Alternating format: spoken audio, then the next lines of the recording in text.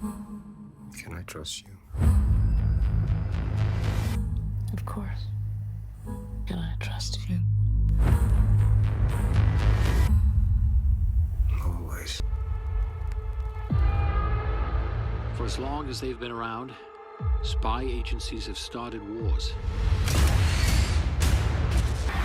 So, after the First World War, a group of individuals got together and created a secret spy organization. Welcome back to Night News. Before we start, please like the video for more excellent content. Citadel. Amidst their assignment in Italy, Mason Kane and Nadia Cinch, operatives for the Citadel. Mason Kane. Top spy. Hot stuff.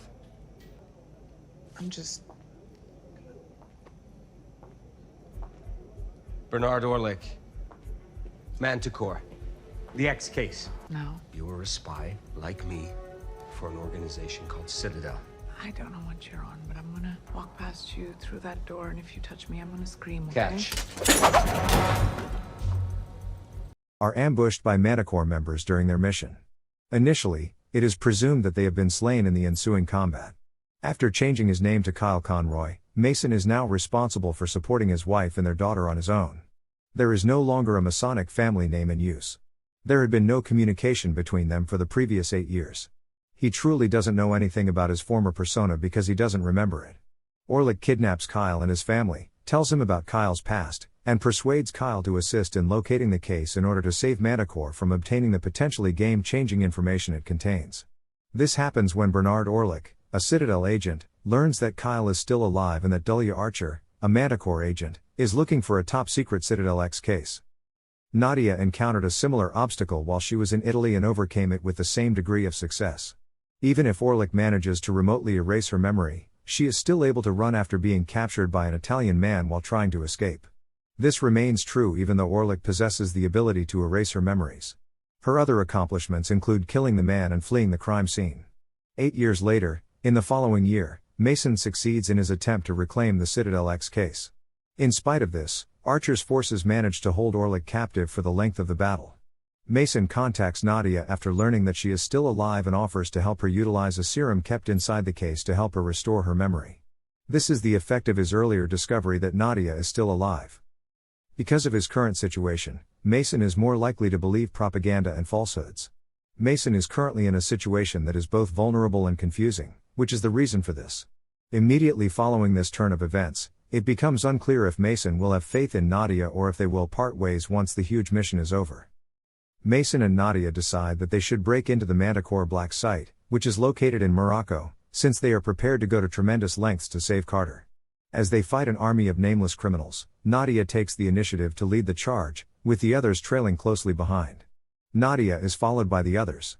Mason has lost all of his memories and his former abilities, thus even with this, he is not fully recovered to his former fighting form. This keeps him from returning to his previous level of fighting fitness. He gives the impression that he has no idea what to expect when traveling in the direction that Nadia points out by the way he approaches it. They dash toward the general direction of Carter's correctional facility. The horrified prisoner looks directly at Mason and assigns Mason sole responsibility for his current predicament. After that, we discover that we have been propelled back in time by 10 years. They are living their best lives in Paris, where they are progressively developing romantic feelings for one another while also having the time of their lives. In Paris, Mason and Nadia are enjoying the time of their lives. They both concur that Paris is without a doubt the greatest city on earth. Mason finds out from Nadia that this is not a shocking development and that the organization would shortly be expanding its operative team.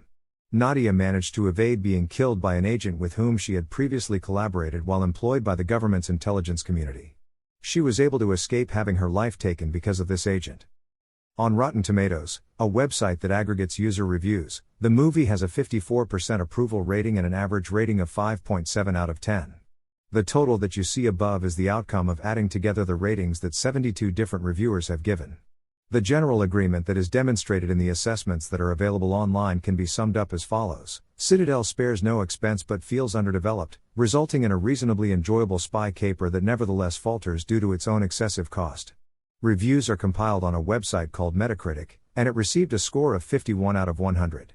A score of this kind indicates mixed or average reviews. The rating was determined by combining the assessments of all 28 critics into a single, coherent whole.